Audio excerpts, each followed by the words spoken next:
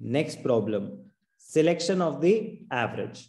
Different types of averages such as arithmetic mean, mode, median, geometric mean, they can be used in preparing index numbers.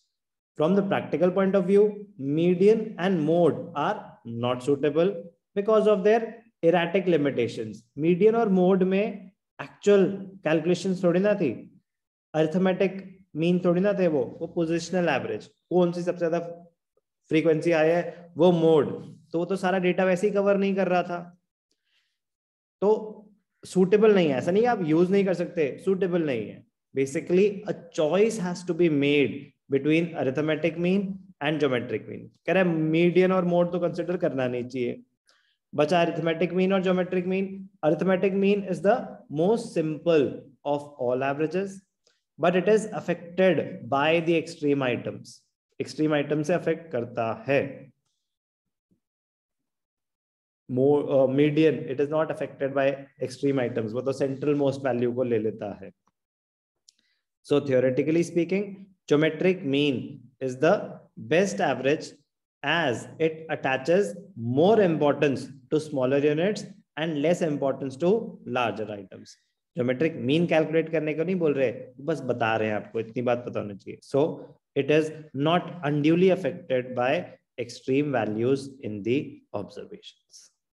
तो selection of average कह रहे हैं कौन सी different types of averages can be used in preparing index numbers. कह रहे median or mode not suitable. Arithmetic mean and geometric mean, they are suitable. Among these two, geometric mean is more suited because it is not affected by extreme values. Selection of appropriate weights. अभी हम देखेंगे weights assign किए जाते हैं. weighted average, अच्छा हम weighted average तो हम already कर ही चुके हैं. अरिथमेटिक मीन में हमने करा था weighted average, तो weights assign करे जाते हैं किसी चीज को उसकी इंपॉर्टेंस के हिसाब से. तो selection of appropriate weights.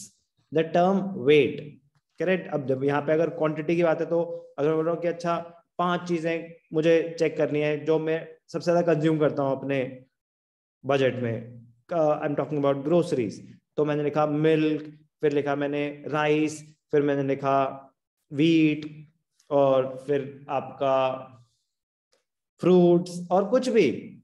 But मैं कह रहा हूँ ना कि अप्रोप्रिएट वेट्स. अब मिल्क की कंजम्पशन अलग होगी, एक फैमिली में अलग होगी, दूसरी फैमिली में अलग होगी.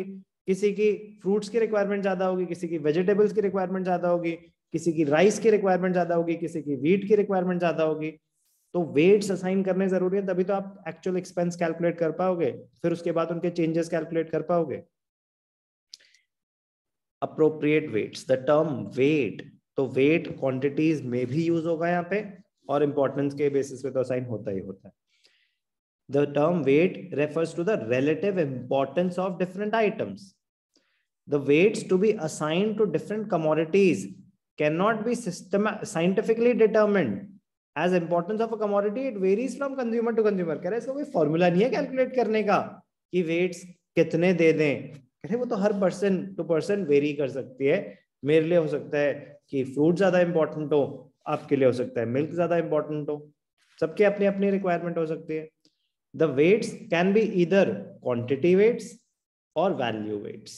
Quantity weights मैंने बताया ना, जैसे कि कितनी कंजम्पशन हुई, 50 kg, 10 kg, तो वो गए क्वांटिटी वेट्स. वैल्यू वेट्स बस इंपॉर्टेंस के बेसिस पे, अच्छा इसको दे दो 1, इसको दे दो 5, इसको दे दो 3, तो जितनी ज्यादा वैल्यू दे रहे हो वो उतना ज्यादा इंपॉर्टेंट मान रहे हो. Quantity weights are appropriate when various commodities are attached importance according to the amount of their quantities consumed or used or purchased. Value weights are appropriate when various commodities are attached importance according to the expenditure incurred on them. किस पे कितना खर्चा हुआ उसके हिसाब से आप importance assign कर रहे हो, तो वैल्यू वेट्स. क्वांटिटी वेट्स, किसकी कितनी यूनिट्स कंज्यूम हुई उस हिसाब से आप इंपॉर्टेंस देते हो, तो quantity. There are two methods of assigning weights. एक implicit weights. If commodities are selected as to include several varieties, then weights are to be implicit. If the commodities are selected so as to include several varieties, अलग अलग type की चीजें हैं तो implicit होगा wait, मतलब अलग से नहीं आएगा. Explicit weight, in case of explicit weights, some outward evidence or importance of various items in the index is given. अलग से कॉलम दिया जाएगा वेट्स का, इसको वेट दो 1, अलग से असाइन कर देंगे. एक्सप्लिसिट दिखेगा आपको अलग से वेट असाइन होता हुआ, इम्प्लिसिट आपको दिखेगा नहीं. Okay. The weights must be periodically revised in order to reflect the current behavior of fluctuations in price. When all items are equally important, an unweighted index number is constructed. जब सारे items equally important है तो weight assign करने की जरूरत ही नहीं है. जब कोई ज्यादा इंपॉर्टेंट है, कोई कम इंपॉर्टेंट है, तब वेट्स असाइन किए जाते हैं. तो selection of weights is important. Selection of base year was also very very important. तो अभी तक दो मोस्ट इंपॉर्टेंट चीजें, सिलेक्शन ऑफ बेस ईयर और सिलेक्शन अप्रोप्रिएट वेट्स. लास्ट चीज definitely the most important, selection of an appropriate formula. मतलब बहुत सारे हैं मेथड्स कैलकुलेट करने के इंडेक्स नंबर, तो कौन सा यूज करेंगे. Various formula or methods have been devised by statisticians for constructing the index number, like Laspers method, Pash method, Bolle's method, Fisher's method, etc. However, no single formula can be used to appropriate for all types of index numbers. Her purpose, ऐसा कोई all purpose index number नहीं है कि अच्छा ये वाला use करो ये हर जगह काम आ जाएगा, कह रहे नहीं. पर्पस पे डिपेंड करेगा.